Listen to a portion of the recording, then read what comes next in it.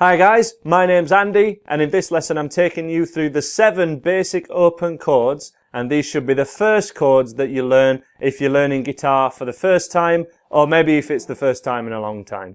These chords are in the same order as I teach them in my free beginners course available at andyguitar.co.uk, where we've got heaps of real song lessons taking you from absolute beginner going right through to having a repertoire that you would be proud to play in front of your friends. Now we're going to start off with the E major chord. This is the first chord that I would teach any of my beginner students if they were in a private lesson. And I'm going to show you where to put your fingers for each one of these chords. So we're going to have your first finger in the area of the first fret, which is this area here, on the 3rd string, which is 1, 2, 3, right there.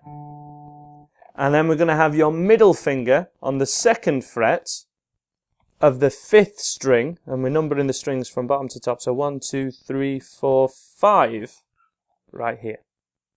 And then your 3rd finger needs to squash in directly underneath your middle one, like this, at the same fret, but that's on the 4th string. And then if we press down with your fingers, tips at a 90-degree angle, and we leave plenty of space here so that we're not touching the bottom of the guitar, that should ring out really great. Now these chords are called open chords because they include open strings. So we need to make sure that these open strings, specifically these thinnest 2, are ringing out by not touching them with the underneath of your first finger or the palm of your hand here. It's really important that you get this first chord in really good form because it sets you up to be able to do all the rest of these chords, which we're going to learn from this E, because our second chord is the A chord, and I'm going to change from it by doing this. This is our A major chord. Now what we did was, when we were on the first chord, we keep our first finger down, and we're going to call that our anchor finger, and we're going to slide that just over the metal strip that goes down over that metal fret, but keeping on the same string so it never actually lifts off. And we're going to move your middle finger just above at the same fret, but on the string directly above. And then your 3rd finger goes directly below that string which your first finger is on. So essentially we've got 1, 2, 3 if we're learning this chord afresh.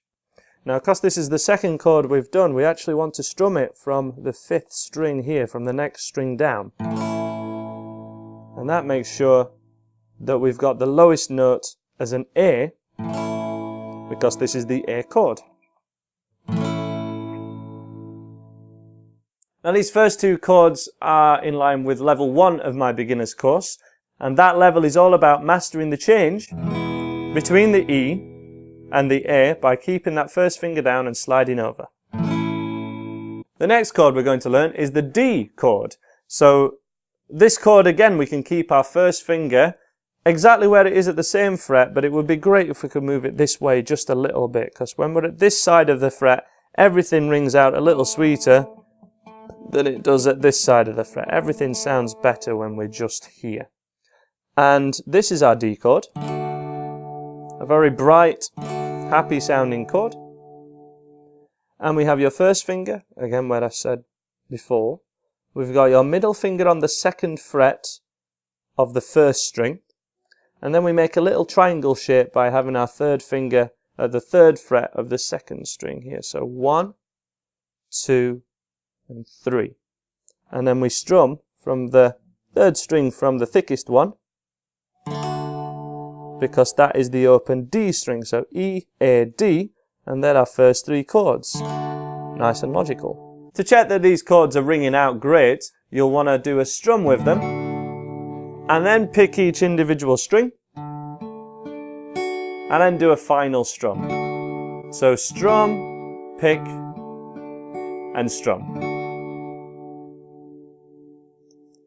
That way we're checking that there are no strings that sound a little bit like this. Okay, so if we've got any strings here that aren't ringing out for you, a great tip is to make sure you're on the tips of your fingers. You want to be right at 90-degree angle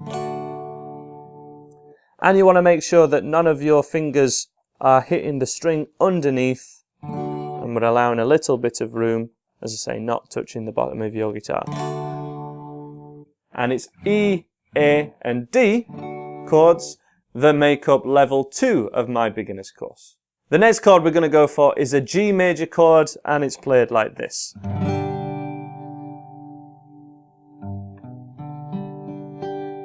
Now there's a couple of variations of this G chord. I call this a big G. It can also be played like this, but I find it's best in the context that we're going to use it with the songs that you'll want to learn with these open chords, that we go for the 4-fingered G chord, which is also called a big G, because it's easier to change to the D chord, which is a really common change, G to a D, by keeping that 3rd finger down. So we've got the G chord, which is the new one, and then the D chord. You can see that 3rd finger is now the anchor.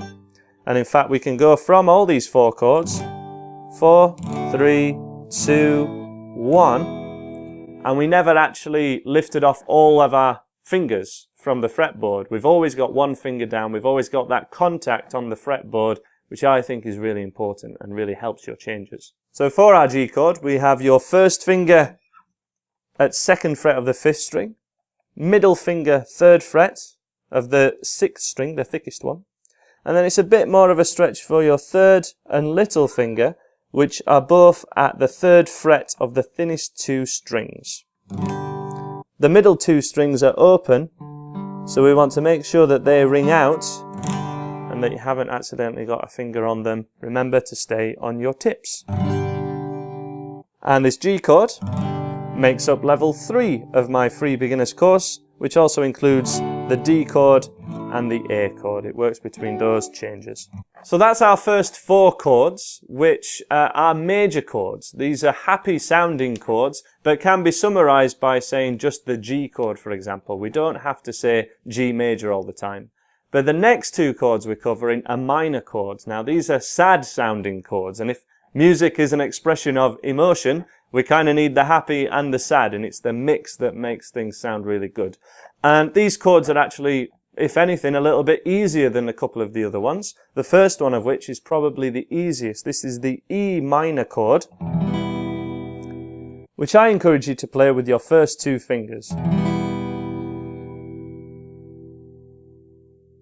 So we have your 1st finger at the 5th fret of the 2nd string, and then your middle finger directly underneath it, leaving the thickest E string, because again this is the E chord. You can play it with other fingering, so your middle 2 fingers, but I prefer your first 2 fingers. Then we've got an anchor finger between the G and that E minor. So again, we can go through all our chords and not have to take off all your fingers. The next one is the A minor, and this is the chord. Now this one's so easy because it's actually the same shape as the first chord that we learned, which was the E major. So this is our E major chord. But get this, if you move this down a string, it's suddenly a whole of a different chord and it sounds sad. And remember, we want to strum from our open A string and not strum that thickest E note, because this is an A chord, so we still strum from that open A string. There aren't too many songs that use just minor chords, but there are a few, and they make up level 4 of my beginner's course. The final chord we're going to go for in this lesson is a C major chord. Now this was actually the first chord that my older brother taught me when I was around 9 or 10, and it's a little bit more of a stretch, so it's not ideal for an absolute beginner, but it is really commonly used. And this is our C major chord. So we got 2 fingers where they were actually on the A minor chord. First finger, 1st fret of the 2nd string. Middle finger on the 4th string, 2nd fret. And 3rd finger, bit of a stretch, 3rd fret of the 5th string. So we have 1, 2, 3. Give it a strum, pick each individual string, and strum again. Now, a great thing to remember with this C chord in particular, which can be quite tricky for a lot of people, is to have your fingers on this angle. So if you're going for this chord and plenty of others, and have your fingers vertical along with the frets, so in line with the frets going down, you're going to find it a real struggle. It's going to be a real stretch for your hand, which will feel very unnatural for you. Now, if we put our hands on this angle, so all your fingers are basically curled up and pointing towards yourself, you'll find it a much more comfortable grip for your hand, and it can, in time, become second nature. That chord again, 1, 2, 3, and this is our C chord, which we would strum from string 5 all the way down. So if you were able to follow that video and play each one of those chords as we went through them, then you've done a really great job. I really can't undersell that. That's really fantastic. No matter if you found that an easy or a difficult exercise, the actual test for this and the way you want to practice it is exactly the same. And it comes down to the changes between the chords, as well as just learning each one of them in turn, remembering the names and so forth. But the real trick to nailing these chords is getting your fingers to remember where to go more instinctively, having that muscle memory, and being able to get the changes between the chords, not just the chords themselves. So every one of those chords, as I say, we can change through them by keeping one finger down as we go. There's the E chord. We keep our first finger down and change to the A. We keep our first finger down again and change to the D. We keep our third finger down this time and we change to the G. We keep the first finger down and change to E minor. We keep the middle finger down and change to A minor. And we keep the first two fingers down to change to the C chord. So we were able to get through all 7 chords without having to lift off all your fingers at once. Now that is a way more, advanced exercise than you want to be going for if you're still trying to remember all the basic chord names. But this video is something that you can always refer back to and try and see where you are with that exercise, because it's really when you're able to do that that you can go for songs with all those chords in them. If you find that you can only manage, say, the E, A and the D, and all the others, you forget where to put your fingers, or you forget what the chord's called, or the changes aren't quite there yet, everything's not quite ringing out, then you know to go for songs that just have E, A and D in it, and then practice the chords themselves until you're ready, until your fingers have memorized those shapes and they're ringing out great. So at each stage when I went through those chords there, we have those levels of my beginner's course, and you know where to go from this video basically. I hope that's something you've enjoyed, and I really do wish you many years of guitar playing fun. Thanks for watching. Please subscribe here if you like what I'm doing, and I'm sure I'll see you again. Bye for now.